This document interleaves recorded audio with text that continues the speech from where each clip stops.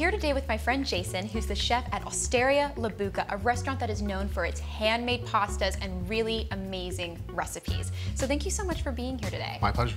So tell me a little bit about how you work at Osteria La Buca. What goes into the recipes you create there? Well, we are a pasta and pizza forward restaurant, and we are also looking for ulterior ways to make pastas without so much of the gluten forward. I noticed that because you make so many different pastas, going a gluten-free way must be kind of new and interesting. How do you approach doing gluten-free pasta? It was just a matter of looking back at the old world, specifically Italy, or in that Mediterranean region where they use whole foods, the originals, the grains, the chickpeas, the flax seeds, rice, any one of those. And we wanted to go back to the roots. So we definitely took a leap of faith and started working on these old recipes and finding a way to appease all. Wow, that sounds fantastic. And I know that we're messing with one today, which I'm really excited about because it's my favorite thing on your menu. It is so good. Yes, today we're gonna do the gnudi. Gnudi meaning without. It's a pasta without a pasta. It's 2 ingredients and it's the easiest thing in the world to make. So you're saying this gnudi, much to its title it's without gluten as well, but how would a normal gnudi be?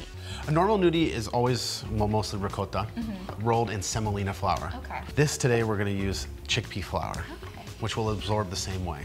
Fantastic, so you're basically not losing anything. Nothing. I love it. So show me how to make this. Okay, so it's very simple. Right. It's 2 ingredients. You have your ricotta, which you're gonna roll into these nice, large marble size ricotta balls. Great.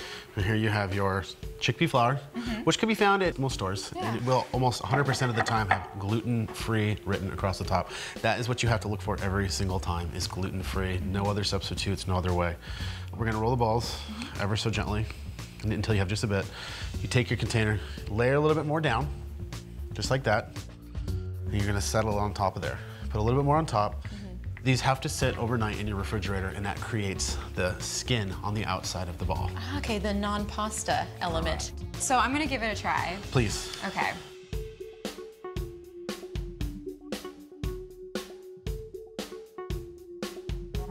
Well, we've made a couple of gnudi. What happens next? So I'm gonna put a little bit more extra flour on here. We're gonna sprinkle it all around. We're gonna give it a nice little roll around so that they're nice and coated.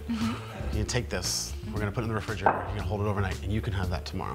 Yum. But since we were gonna do this, I brought some from yesterday. Fantastic. We'll cook those off and we'll try them in just a moment. Delicious. I can't wait to have those tomorrow night. Awesome.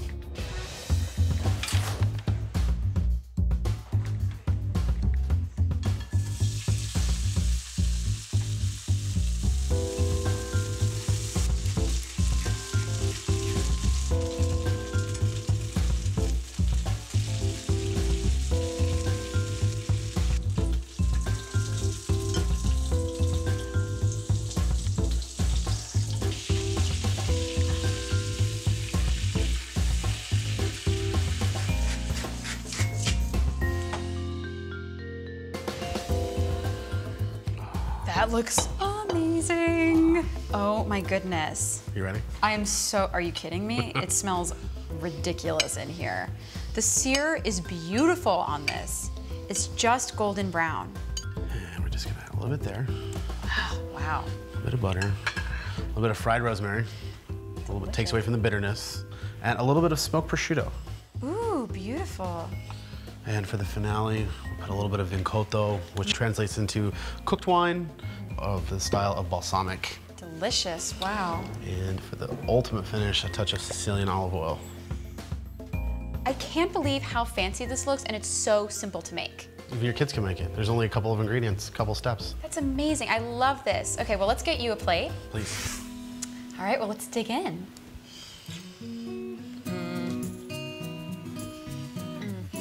This is so delicious. Still my favorite. And what I love about it is it just proves that being gluten-free doesn't mean you have to give up anything whatsoever. This is a really rich, beautiful, decadent dish that I would never know whether it was gluten-free or not. So when you started doing gluten-free, I mean, how did you come to that? Why gluten-free? My son, who's 2 years old, his name's Atticus. Through unfortunate events, we come to find that he was allergic to gluten products after our 5th visit to our dermatologist. Wow. And how did you find out he was allergic? I mean, did he just have a bad reaction to it? He had extremely bad rashes and sores, so much to the fact that he would bleed. Oh my gosh. And so we stripped his entire diet down to nothing and brought him back up. And what we found was that he was allergic to gluten, which essentially makes me gluten-free except for when I'm in the restaurant. Wow, so I mean, as a chef that specializes in amazing pasta and pizza, was that a kind of a world-changing moment to be, my son can't eat pasta? It was a little challenging, but Yeah. you know, we definitely look for the challenge, and it has been a great thing, and it's opened up my eyes to a whole other world of food. So for any families who have just discovered they have a gluten intolerance, do you have any advice? Don't panic. Definitely listen to what your doctor has to say first of all. As far as labels are concerned, definitely look for the gluten-free, because if it doesn't say gluten-free, it's probably not.